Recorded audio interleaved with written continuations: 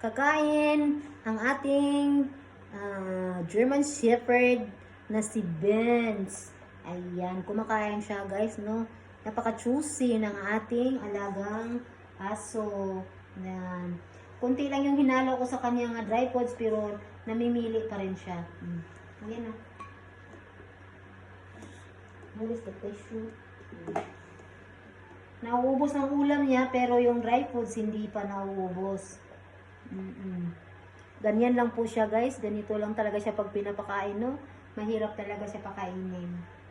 Kailangan talaga mahaba ang pasensya niyo guys kapag mga ganitong mga aso. Kasi masyado siyang matampuhin.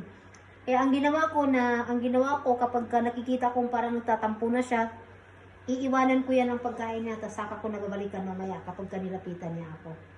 Ganito lang po siya guys. Okay guys, dito lang magtatapos.